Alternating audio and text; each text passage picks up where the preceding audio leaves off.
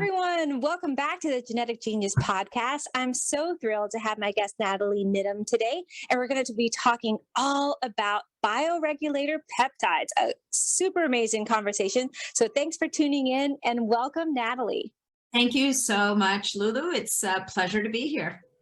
You're welcome. Before we dive deep into the peptide world, which is just a fascinating topic, I'd love for you to introduce yourself to our audience and just tell a little bit about who you are and your passion, what makes you tick. Thank you. Who I am is, I started off in this space really as a holistic nutritionist probably about 10 years ago. And then I went through a bunch of different courses. Like, we're always deepening our learning, right? And one of the things that I hit very early on in the game is I became a human potential coach at the Bulletproof Training Institute at the time. I think it's changed names about 5 times. I believe the word bulletproof is no longer used in context with those guys. And then I got really intrigued by epigenetics. And so I did a bunch of studying in that area as well. And it wasn't until probably a couple of years after that I really came across peptides to start. I hone in on the longevity space very much. Yes. And I host a podcast as well. And I host a Facebook community that I started, both the podcast and the Facebook community. I started when I found out about the peptides, because at that point, not that many people are talking about them yet. Not a lot is known. It's very hard to get good information. And so the Facebook group was a way to bring people together as a community to have these conversations. And then the podcast was really a strategy to get people who knew more about peptides than me to talk to me. I love it. And I really like how you talked about the aspect of what kind of drove you or to where you are now, your passion. And you can hear that in your voice, which is what makes us tick as providers, is when we get super excited about something, it drives us to learn more and to teach others. And it empowers them to learn more about their health. Yeah, no, absolutely. And in the longevity space, I think it's so important to always come back to the body, right? Mm-hmm. How can we empower the body? How can we fuel the body and help the body to do what it does best? And to me, that's one of the most exciting things. And supplements are great. And we're going to talk about a really interesting category of supplements, if you would, today. Mm-hmm. But a lot of what these supplements are about is, how do we get our genetics? How do we get our DNA working for us instead of against us as time? Exactly. Yes. I think that's what we're moving into in the place of health and science, right? This wonderful symbiotic relationship where we're discovering that as we learn from that scientific perspective, it can really empower us as this individual of our health. Like, how could I look at different pieces? And I love that about our conversation today. And let's start off and talk about, what is a bioregulator? Sounds like, what is it actually doing in the body? What is it? So what it is, a tiny amino acid chain. It's anywhere from 2 to 4 amino acids. So a peptide doesn't get any smaller than that, right? You need at least 2 amino acids together to make a peptide, but they don't get any bigger than 4 amino acids long. So these are the tiniest of tiny peptides. And what they ultimately are is epigenetic switches, because what they do is once they're introduced into the body, they cross the cellular membrane and then cross the nuclear membrane and then bind to DNA. And in doing so, upregulate the production of certain proteins by that DNA.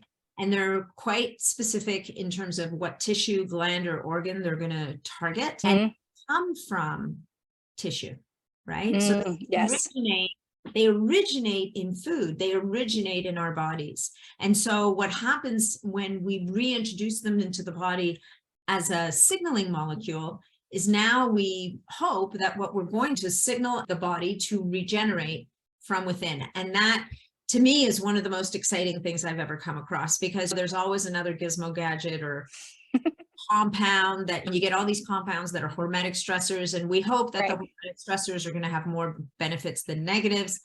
But this is something that is known to the body. This is something that comes to us from nature and that has no side effect and is inherently a very powerful tool. And if we think about how we might have how our bodies would access these in nature, and we think about societies that eat in a very traditional way, they would eat a lot of organ meats. And those organ meats is where these bioregulators come from. So from the liver, we would get liver. From the heart, we would get heart, and so on and so forth. And how interesting is it that even in traditional medicines, if somebody was having a heart issue, they would be given heart to eat, or if they like from an animal, or if they were having immune system issues, they might eat thymus glands or kidneys. That kind of wisdom that's embedded in traditional medicine or traditional nutrition. How interesting is it that once somebody kind of turned their eye, figured this out and turned their attention to it and started studying it, they realized that actually there's something really very powerful here. Yes, and I really like the piece about it is natural, and also it reminds me in this of homeopathy in the way that we're taking something like is curing, like it's for we're eating that or taking that specific organ, and going back to the roots of health, which I think everything's been watered down as we have this piece of chicken where it doesn't even also many times like look even like a piece of chicken, right? And so when we've lost that piece of health and bringing that back in really helps to shift the system. So how do biopeptides really like work in the body? Do they work on different systems like brain, hormones? Do you need to take that specific organ peptide to help the body, or is it more like a general piece when it comes to bioregulating? Yeah, so it's a good question. So basically, we have that are known to us. There are about 26 bioregulators, maybe 21. My understanding, actually, from a conversation I had earlier this week with someone, is that Professor Kavinson, who is the doctor and researcher who discovered these in Russia probably like over 40 years ago and has been studying them ever since, he's got a list of 52 bioregulators. And so what's interesting about them is, for the most part, they're specific, right? So for example, we have the pineal bioregulator. So this is a bioregulator that targets the pineal gland. And the pineal gland, what's interesting about the question you asked, it's not that we need a pineal gland that's bigger or better, but we need a pineal gland that works, because the pineal gland itself regulates massive processes in the human body. So it is essentially the master endocrine regulator. And so if we can help the pineal gland to restore its health and function, then what we can imagine is that should be a cascading effect in the body of helping to rebalance hormones. The other thing that the pineal gland will do is it helps to normalize melatonin levels in the body. And of course, we know that the pineal gland has a lot to do with melatonin, but we've also learned that there's other cells in the body that make melatonin, right? Yes. So could it be that from the pineal gland, we now have a bioregulator that, by restoring that function and communication in the pineal gland, could it be helping to regulate melatonin levels in the body no matter where that melatonin is made, right? It's speculative on my part, because I think the whole melatonin story is very much an evolving story in terms of what we know and what we don't know. But we know that it's a very powerful antioxidant. It is very powerful at cleaning up reactive oxygen species. And one of the interesting things about apidolon is it's been in studies shown to be anti-tumor and have anti-cancer properties. Start to think about what could be the mechanism of action here. Could it be, and I'm just guessing, but could it be a mechanism of action that acts through that whole melatonin pathway? Right. And then the other thing that apidolon does, which is like its superpower and gets everybody super excited, is that it activates an enzyme called telomerase. And telomerase is responsible for restoring the length of the telomeres on the ends of our DNA that allows the DNA to replicate more often. Because of course, we know as those telomeres shrink, we now get to the point where the DNA can no longer replicate and it's trash, right? So right. DNA junk. Yes. It has to be cleaned up, which is fine, because if you're doing your fasting and taking a senolytic maybe once in a while just to clean out the trash, then it's all good. But yes. Oh, that's such great information. And I really like the aspect of the pineal gland that you brought in, because I think that we're really learning how much of our brain is important for every aspect of our body. And I feel like it's often not put into the mix. It's like the forgotten organ in some pieces. And we're really realizing how much from the glandular aspect, we have so many pieces that help regulate, especially as women. We need our brain to be working full speed and being activated. And when you're talking about the pineal gland specifically, it triggered this place. We think about the physical aspect of the pineal gland and also the spiritual aspect too, about really opening our third eye, really being able to activate our intuition. And do peptides influence that at all? Is it just more of a physical perspective, or do they work on the emotional and spiritual body too? Yeah, that's a really good and interesting question. And I don't know that anybody's necessarily asked the question. And a lot of it, I think, would depend on the person using the bioregulators, right? Right. Because for that spiritual effect, if you will, or that balancing effect, you would have to be the person that's open to that and actively working on it. Yes, that's so true. I do know a couple of people who do meditate a lot and who are very connected, like able to get out of their heads into their bodies, that kind of thing. These are people who would say that they feel amazing when they're taking their bioregulators. And actually, the other thing that I forgot to mention about the pineal bioregulator is that it also helps to restore and reset circadian rhythm. That's, again, if we take every one of these things, we start looking at the downstream effects, we can imagine that there's so much more that's happening, right? And that it's going to affect our ability to feel better. And in one of the human studies that Professor Kevinson did on elderly people, one of the things they reported back was an improved sense of nap. Could it be that they were just sleeping better and that's and all of these things? Or could it actually be this whole package of both physical and spiritual improvement? But again, there's nobody's done studies or even maybe had that conversation as far as I know, but it's not an unreasonable thing to explore. Yeah, it just came to my mind. I was like, oh, it's really interesting. I was like, oh, maybe I should try that. I love to experiment with things like that with my own self, of course. And I was like, and I do tons of meditation. I'm really into mindset work. So I was like, maybe I'll see doing a little experiment myself and see what would be the difference in my meditation practice or practice over a 30-day period and do some kind of journal into my own little self-study with it. That would be great. That would be very cool. I'm interested in hearing what came out with that. Yeah. Okay. I'm on it. Maybe for February. Yes. Okay, so when we're talking about the bioregular peptides, it sounds like there are some different aspects that are affecting this system when we use them. So are they just from a natural source? Are there any synthetic type of biopeptides? And when listeners tuning in, do they need to be aware of the source they would be getting a peptide from? What's the source, I guess, is a main question too. Look, sourcing in the world of peptides, whether it's bioregulators or any other peptide, sourcing is probably the most important issue that you have to address. Okay. Because there's a lot of great product out there. There's a lot of really solid suppliers, and there's a lot of junk floating around. To go first of all to the first question is you can get bioregulator peptides from two different sources. One is from animal source. So these are the biological peptides, and these are the ones that you would buy in a capsule form. So these are oral. Cool thing about the bioregulator peptides is that they are so tiny that they don't get broken down further in the gut. So both because they're tiny and also because we've just our systems have evolved to recognize this is a messenger. You get through and and with other peptides, like the longer chain peptides, with the exception of BPC 157, which kind of gets that get out of jail free card and doesn't get broken down in the gut as the same way as another protein, you try to take most other peptides orally, they're going to get digested just like any other protein would. Yeah.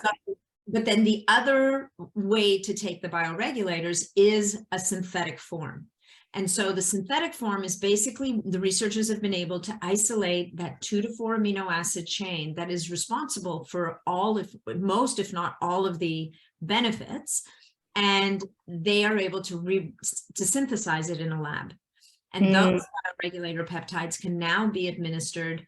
Increasingly, they're being provided as sublingual sprays, or they can be administered by subcutaneous injection, which is the kind of injection like a diabetic might do on themselves with an insulin needle. It's just into the belly fat, usually Right. whatever. And it's a tiny amount of liquid. And that would be the other way to administer it. Yeah, that's great. I really the liquid form because it goes right into the system. You don't have to, you're not messing around with anything. It's really easy format. And then also it's really readily available for your body. It's okay, I have this liquid form, your body recognizes it, goes right into the mucosal membrane, boom, and it's like right into the system. Very easy for patients to administer themselves too. Very Yeah, easy. there's none of that squeamishness around the needles. There's no issue hygiene, about getting rid of needles, that kind of stuff. The thing that I should say though is that the oral natural peptides, so not the synthetic oral, but the natural peptides that you buy in a capsule, what's interesting about those is you're not just getting the amino acid there, you're probably getting a lot of cofactors from that gland. And so now these are purified and refined. The animals are raised in a very specific, very regimented way. And then the processing is very sophisticated so that you get a product that's extremely safe and very clean. But in the literature, typically what you'll see is that version of the peptide will take a little bit longer to build effect, but the effect might be a little longer lasting. And possibly because you're getting more of that surrounding matrix, if you will, on top of the peptide. Whereas the synthetic peptide is said to be faster acting, but the effects maybe don't last quite as long. I think there's still more work to be done or to be shared. I think a lot of the work has been done, but hasn't necessarily been shared by the people doing the research because they're in a different part of the world. It's a different culture than others. But, you know, that to the point where there's a third version of these bioregulators that I don't talk about that often because they're not really available in North America. And what they are is a preparation of that extract from the tissue or gland that it can be injected intramuscularly. And that is probably the most powerful form of the bioregulators.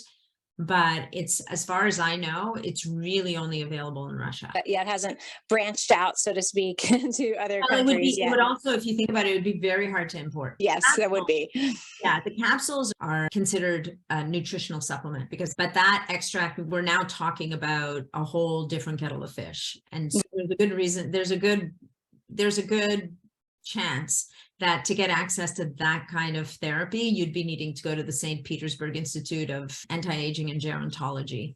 Gerontology. It has bioregulation and gerontology. That's what it is. Oh, nice. Oh, great. Yeah, I've been wanting to go to St. Petersburg. Maybe not right now, though. Maybe in a few years. Not the best time. Yeah. Yeah, mine to be the best time. Yes. You want everybody to kind of grow up a little bit and That's right. I do really like the aspect of the whole rounded complex. It's your body. I think in general, when I'm using stuff with patients, I'm always thinking about, okay, how is the body best going to recognize it? Even with bioidentical hormones, they're synthetic and the body's not, it's not self, right? So anytime I think we're taking something that has a little bit more recognition from the body as it's more alike my body, then the body is able to use it better, assimilate better. Might take longer, but then like you said, the long-term effects, because the body has an innate memory, right? Where it's, okay, I remember how to use it. So now every time you give it to me, I'm going to even remember it even better the next time.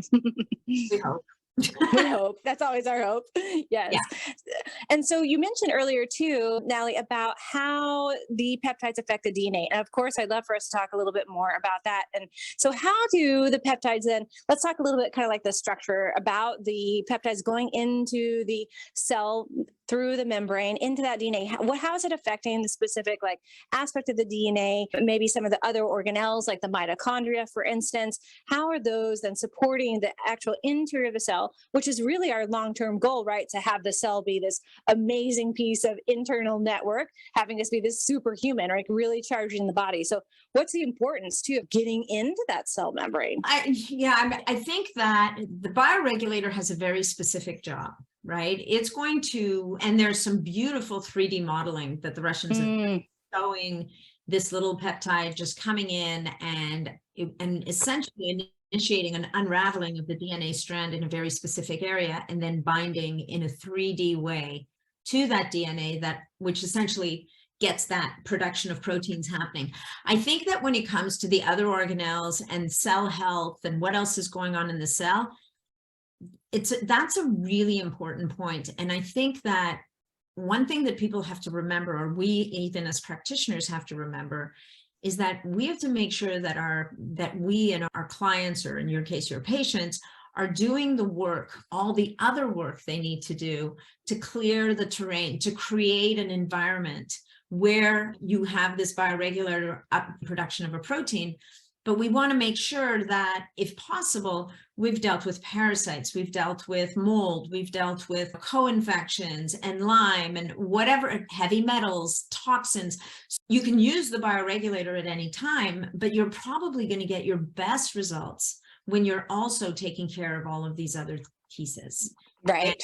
Yeah. And making sure that your nutrition's on point, so that the amino acids are there, so that, you don't have a bunch of inflammation going on that's going to fly against the benefits that you're trying to imply. So I think that brings up a really very important point that people forget, because they hear about bioregulators and they're like, wow, you mean like I can help to regenerate heart tissue or my pancreas or liver? There's a bioregulator for the insides of the blood vessels, and that can help to restore that blood vessel, the interior, the endothelium of the blood vessel integrity, which is very true.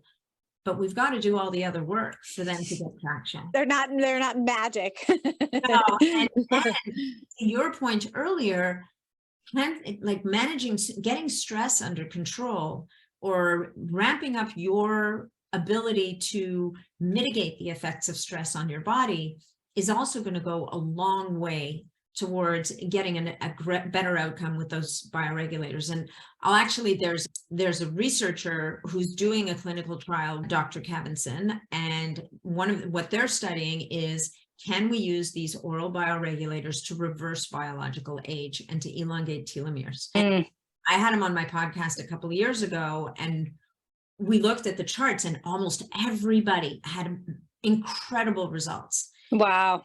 Few people that they seemed stuck, like they didn't seem to get the results. Yeah. And when I asked him about this, he said, actually, I know at the time, like he only had a few people in the study. He said, I know every one of these people personally. And I would say that the people who did not get the results were actually people who were under tremendous amounts of stress. That makes total sense. Yeah. Yeah. And I think that you hit the nail on the head there, right? It's like, if we don't have the foundations for our body to thrive, right? I think we've been living in such this survival mode when it comes to our health. It's okay, I'm going to try this, I'm going to work through this, and but when you totally can see the difference in someone who's dedicated to their health with working on all the foundations, and then when they use something, they try something new, their body is so receptive because they have this clean channel. It's okay, yeah, great. My tube of my body's basically a tube, right? That tube is ready and open to receiving. But if we have all these mixed messages and the body doesn't know what it's doing and it's in this place of dysfunction, of course that message system, and peptides are messengers, right? It's going to come in. It's like a telephone game, right? It's like, okay, I hear that message, but by the time it got down to the liver, it was like a totally different message. And there's just generally too much noise. Right. Yeah. And sorry, go ahead. Sorry, if you have too much inflammation, you just have you've got a war going on. So it's awfully hard to fix a house in the middle of a war zone. Yes, exactly. Yeah. And I think you brought up a good point and I was just going to ask about inflammation. So when we're looking at peptides, we talked a lot about them working in specific organ systems. And so inflammation is systemic. It can affect every piece of our body. So is there like a overall arcing peptide that helps the whole body, like a whole holistic peptide, I guess you could say? It's not the word I'm looking for, but a whole body system peptide that instead of it's targeted, so to speak? So I think the most whole body peptide that there is probably apiteline, but it's not going to turn down inflammation particularly. Yeah. It does actually help with mitochondrial respiration, interestingly enough, along with a peptide called Vilon, but bioregulator. But I think that if we're trying to address inflammation specifically, there's two things. Number one is you've got to get to the root of what's driving the inflammation. Exactly. The first thing you need to do is stop feeding the fire, or find out what's lighting you up on fire, what's driving that inflammation. And that's the first job. But there are longer chain peptides that can help with inflammation, depending on what type of inflammation it is. So there's a There's a thymus peptide. There's a thymus bioregulator, but there's a thymus peptide that's a longer chain peptide. It's become a lot harder to get because the FDA has decided that compounding pharmacies can't make it anymore. They've basically pulled it off the market. It has been swept up in the pharma landscape as a drug. It's been given orphan drug status in the States. I think it's called Zadaxin, and it's it's a very, very powerful immune modulating peptide. And what it does is it ramps up Th1, which is like that innate immune system that very often in people that have a lot of issues or a lot of autoimmune issues, their Th1 is very depressed.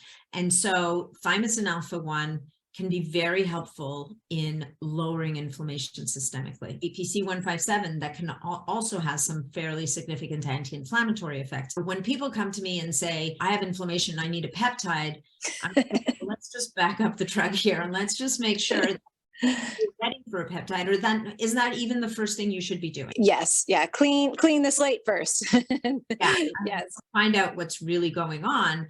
And even while you're doing the work, a thymosin alpha-1 or a BPC 157, both of those can be helpful in helping you in the work. Yes. Not just a silver bullet. Yeah, no, yeah. And I really don't think there is a silver bullet necessarily that's the whole point. Like we're talking about the foundations. It's you have to do that underlying work, clean out the bucket, get things moving, but then maybe your body's able to use it more quickly. But is there a silver bullet? I don't know. Maybe that's up for debate. There's in the peptide world, there's something that's acting a lot like a silver bullet right now. And even then, I think it's starting to get a bit of a bad rap, and it's because people are treating it as a silver bullet and they're not doing the work around it that needs to be done. And so as a result, they end up having issues, and then they're like, oh, this stuff is terrible. It causes this. And I'm like, wouldn't if you actually got some information from people prescribing it to you as to some of the things you need to watch out. And that's a question I had too about, we talked about administration of peptides. What about prescription required? Is there like, do you need to work with someone like yourself or a health practitioner? How do you get peptides? Do you need to have a specific, where do you get them? I guess is the underlying question there. Good question. So it depends what you're looking at, right? If you're looking at the bioregulator peptides, you don't actually need a prescription. It's a good idea to work with someone who can give you guidance, take that 10,000-foot view and say, okay, what have we got going on here? What are the systems we need to address? Because let's say someone has osteoporosis, for example. Yes, there's a peptide, there's a bioregulator called Cartilax that's very important for cartilage, but it's also very important for bones because what it does is it upregulates the production of collagen and elastin. Both are very important. But we also have to think about the parathyroid glands, which are regulating calcium, right? Yes. You may want to think about the kidneys because they also play a role in mineral balance in the body. And so it's a good idea to work with someone who can take a step back and take that more holistic view to it. And so for the oral bioregulators, the place that I use is a company in the UK. They have a direct relationship with Professor Kavinson. And what they've done is they've rebranded those Russian bioregulators under a brand name called Nature's Marvels. And to begin with, it makes it a lot easier to get them in the country because you don't have a customs official looking at a box written in Russian. Which on a good day would not be ideal, but these days might be even less than ideal. Yes. So to begin with, the branding has changed. The other thing about bioregulators that I think is really important to remember or to know is that every bioregulator has at least 3 names. So depending on whether it's synthetic or it's the brand name, or it's natural. So epitalon is the word that you would use for the synthetic version of epitalon, of the pineal bioregulator. Endolutin is the brand name and is often used for the oral bioregulator. Epithalamin is that preparation that we would inject intramuscularly that we can't get anyway. So then you get to the adrenal bioregulator, for example, and it has a name Glandacort, and then it has another name, something else that I can't remember. And so with Nature's Marvels, we now have pineal bioregulator, the adrenal bioregulator. We kind of get rid of that whole problem. Right. Yeah. And so if people do go to Profound Health, it's profound-health.com. And then I don't know if you want to put it in your show notes. Like I have Of course, yeah. a code that people can use to save some money on their first order, which is 7015. But know that with the bioregulators, also they're almost never used in isolation. You never use one bioregulator. So typically, if I have someone who's, look, I really just want, fine, I'm good on all things. I really just want to give my body some support. And so I'll say, and they don't have a big budget, which is, look, we spend a lot, our health is an investment, but there's lots of different places to invest. And so what I might recommend to that person is, let's take the 3 heaviest hitters if you really have no issues. And what we might do is we might use the pineal gland bioregulator, the thymus bioregulator, because we've got that pineal gland at the top. We want to take care of the immune system. And then the third one I would add would be the blood vessel bioregulator, because our system, of course, is critical to getting nutrients at a cellular level and removing waste products. So that would be trio I would possibly tell a person to think about. And if they're in their, let's say, early 40s and that kind of thing, they might do 1 or 2 rounds a year. Right. Yeah. And then we go from there. That's great. Yes. And thank you for giving that information about the company. I think it's important for people. And the other piece of that, it sounds like we talked about quality earlier, is that you shouldn't just go searching on the internet and just for like bioregulators and just buying willy-nilly. I think there's other manufacturers out there. There's really one manufacturer, but the trick is being able to discern the fakes from the real stuff. And there's a lot of it, and we're dealing with countries where people are very creative and sometimes will do anything to get around the system. So for me, I like Profound Health. They're super fair. They also do carry the synthetic bioregulators, the sublingual sprays. Oh, nice. That's great. Yes. And I think what you mentioned too about working with a practitioner is super important, because you do want to get to the root cause of why your body is out of balance to begin with. Right. Even if, yeah. Yeah, no, and so the other reason people might use bioregulators, and they might have heard about it, and I do this with my clients, the clients who come to me for this longevity health span coaching, we're going to run a test that gives us an idea, and it's just an idea because there's nothing written in stone here, of their biological age. Oh, yes. Sense of, are you aging faster, on track with, or slower than your chronological age? So you could be 50 years old and on this test show up as a 60-year-old or as a 40-year-old or a 30-year-old or an 80-year-old. Once we get that benchmark, it gives us a sense of how hard do we have to work? How much do we need to lean into these compounds? And what's the other stuff we need to do, by the way? You know, exactly. Down that pace of aging and hopefully bring it back. If we're looking at DNA methylation and we look at the work of Dr. Horvath, we know that if you're 7 years or more older than your chronological age, you have a 50% higher chance of all-cause mortality than someone who is showing up as their age. And conversely, if you're 7 years younger, you have 50% lower chance of all-cause mortality. So for many people, this is the impetus that they need to really get their arms around, what do I need to do to improve my health and my health span? I love that. Yes, I do that with my patients. I use the glycan age, and I don't know if that's the system that you use, but it's so great because I think it really gives us a tool for what we need to work on, what's going on in our body this time, and then being able to go back and compare it. Like, okay, I've been working on my health for the following year. I've been trying these different things out, working on maybe bioregulator peptides, my foundations of health. And then, oh, look, I test this next year and I'm 10 years younger or whatever, you know? Yeah. So glycans are a little bit different than DNA methylation. That's the only thing I would say. Glycans are actually, they're really cool because they're a great indicator of your immune health and inflammation, but they move very fast. You can move your glycans in 3 months. Your DNA methylation patterns, that DNA methylation clock, actually is much tougher to influence. It takes a solid, at least a year to 14, sometimes 16 months to really start to move things over in that sense. Yeah. And then telomeres also are a little easier to move they're actually easier to move than DNA methylation, but not as quick, I don't think, as glycans. Yeah, so, it has all this difference, right? And I think what's important for people to understand, because this is such a confusing area, they're like, my biological age on glycan age is 20. right? My Right. biological age by DNA methylation is, I can't remember exactly, it's about like 14 or 15 years younger than my chronological age, right? And my telomere age is maybe 21 years younger than my biological age. So my chronological age. But what's important, does that mean that one of them's wrong? No, what that means is each one is looking at at aging through a different. So important. So you have 4 different ages. Actually, I make the people crazy at the drivers. Right. It's great for us women. We can say, oh yeah, this is my age. This is my DNA age. I'm going to pick my this age today.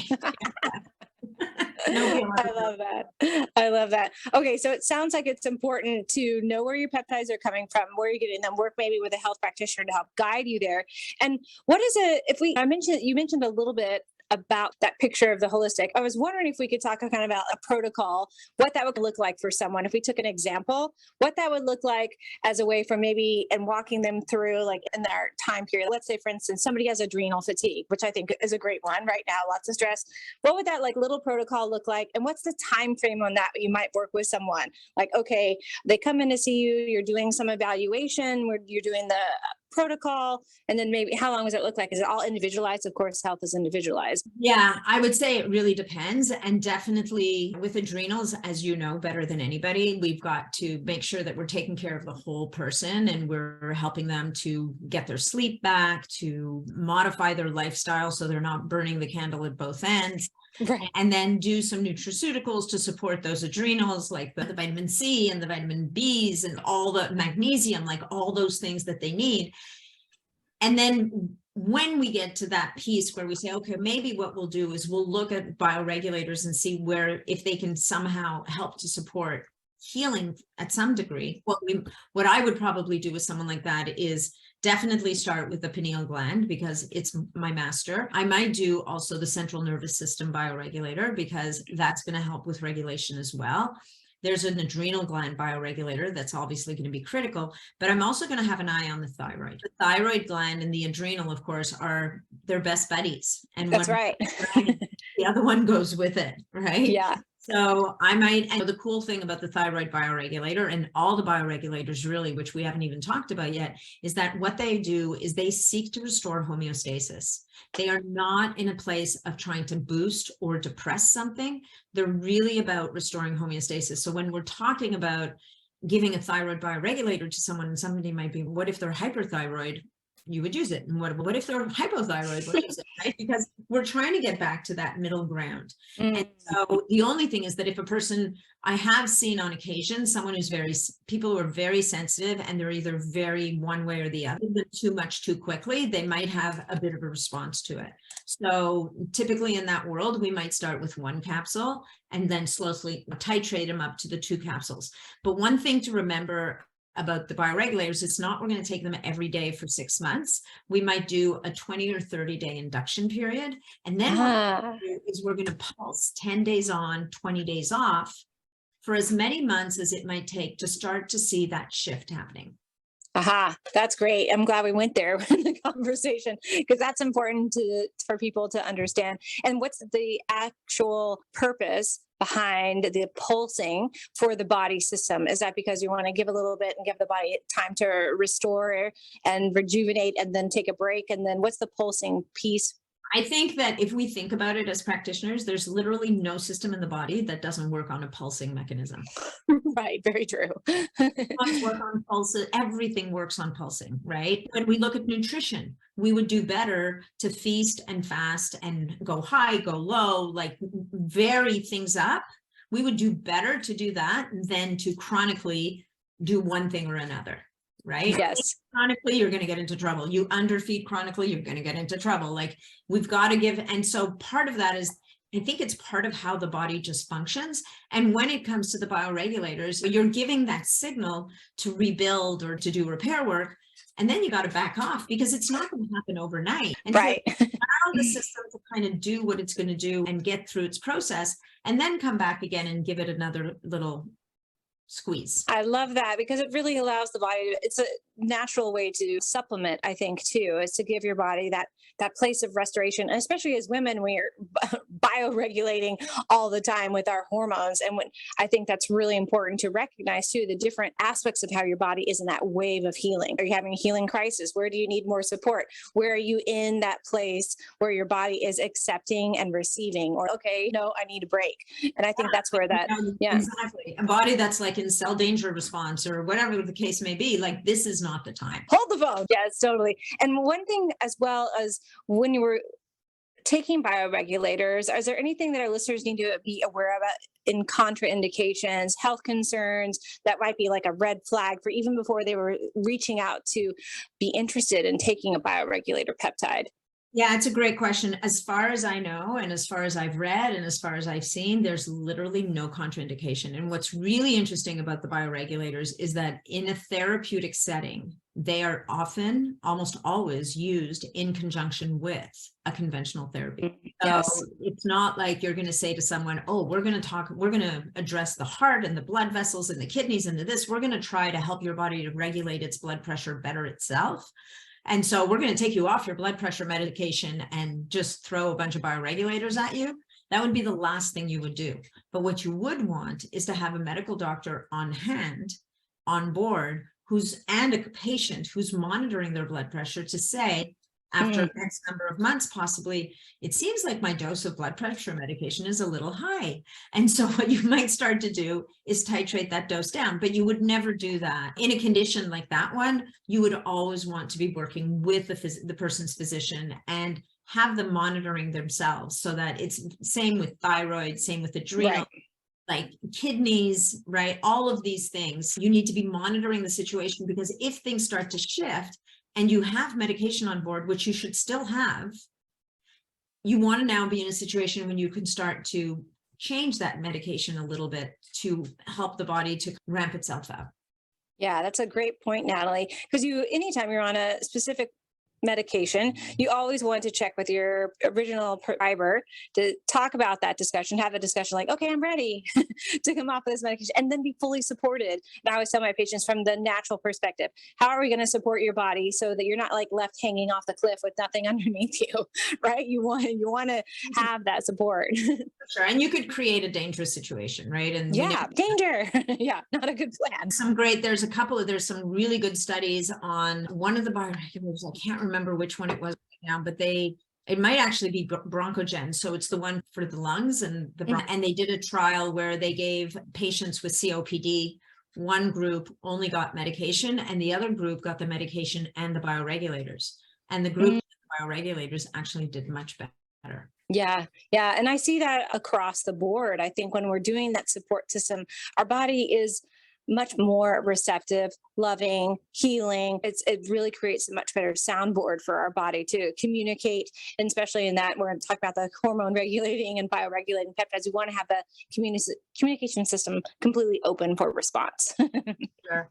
For sure. Yes. Yeah. As we're wrapping up, a couple of things, Natalie, could you describe how you use peptides in your own daily life or how you've seen a result in your own life? How you've used that? I've been using peptides for a while, so there's a lot of examples. Maybe just one. On the long chain peptide side, like the BPC 157s, for example, I've definitely seen on occasion when I've had a musculoskeletal injury, very much of that injury using BPC 157. Like it depends on how severe the injury is. Obviously, it depends on how long it's been there. But if you catch it early, I've found, and I've seen this also in the community that I run, where quite often if the injury is not too severe and people get on it right away, they can see very fast. That's great. 157 because it has that anti-inflammatory and analgesic effect in addition to triggering the body's healing processes. So it's a really interesting thing that we see. The other thing with the BPC 157s is we see really incredible results for gut healing and things like heartburn, like GERD, right? Regulator side, I've had a couple of women now who were still in their cycling years, who had lost their cycles, who, by using epitalon and the brain bioregulator and the ovarian bioregulator, were actually able to restore their cycles. So that's the other one on epitalon. Is very often people with sleep issues will find that their deep sleep improves. There's actually a couple of studies online that show people with insomnia can be helped with epitalon. Now, again, sleep is complex. There's lots of different things to look at there. Yes, it is complex. Yeah. Yes, I have a lot of different podcasts on the genetic genes in regards to sleep, because there's so many people. I think the last study that was done, 40 million Americans have sleep disorders, which is crazy, huge. And like you said, it is a complicated thing. You have to look at so many different things. Stress, I think, is what I see with my patients. Most of them have insomnia issues. Is stress is like an underlying factor. And if they can get that stress wheel to back off a little bit, then they start to see some changes in their sleep. But there's so many, like you said, there's so many different levels. Hormone balance is another one. And of course, sleep hygiene. Yes. Low-hanging fruit. And then there's the more complicated stuff. But right. Yes, exactly. Sleep hygiene. Yes. Turn off your electronic devices. If you're listening to this podcast and in bed, turn it off and listen to it later. Oh, thanks so much for joining us today, Nathalie. Let's talk about some of the great things you have going on. First of all, how can people find you? So there's actually a few different ways we can meet in person, but so the easiest way to find me is my website is natniddam.com. I started a membership community in November, which is fantastic, on Mighty Networks. Yay. I do live Q&As in there. I get experts that I've had on the podcast come in and do live Q&As. We're about to start like a brain and metabolic reset with phospholipids in the next month for people who want to take part with one of those experts. Like, we do lots of really cool N of 1 stuff in there. So Right. BSP Community on Mighty Networks, and you can get information about that on the website. I have my community on Facebook, of course, the Optimizing Superhuman Performance Group. And then there's Instagram is just Nathalie Niddam. And then I'm going to be speaking at KetoCon in April. So if anybody's going to be at KetoCon, come on over and say hello. People in Europe, I'll be at the Health Optimization Summit in June. And then beyond that, I think that's, and then I guess in the Mighty Networks community, I do have a peptide crash course that I created in November. I'm going to be doing one for bioregulators in the next couple of months as well. And people can get access to that. If they're an annual member, they get it with their membership. If they're a monthly member, they can buy it for a little bit of money. And that's it.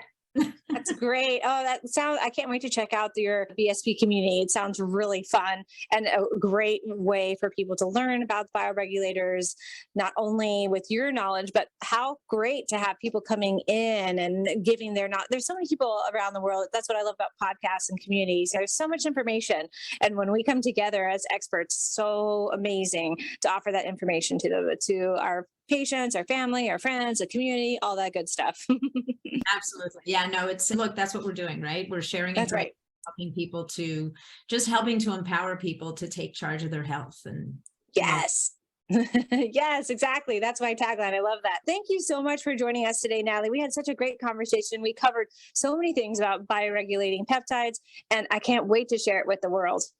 Thank you so much. It's been a pleasure. Thanks so much for having me. Yeah. Oh, wait, I forgot one last question. Oh my gosh, I can't believe I forgot my last big question. Oh, no. One more thing. If you had an unlimited budget, what would you do right now to make the biggest impact on our planet?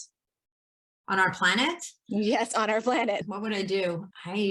Nobody's ever asked me that before. That's a really big question. I think like these days I'm obsessed with the ocean. I'm obsessed with plastics. I think I would ban plastics. Yes, I agree. 100% ban plastics. Yes.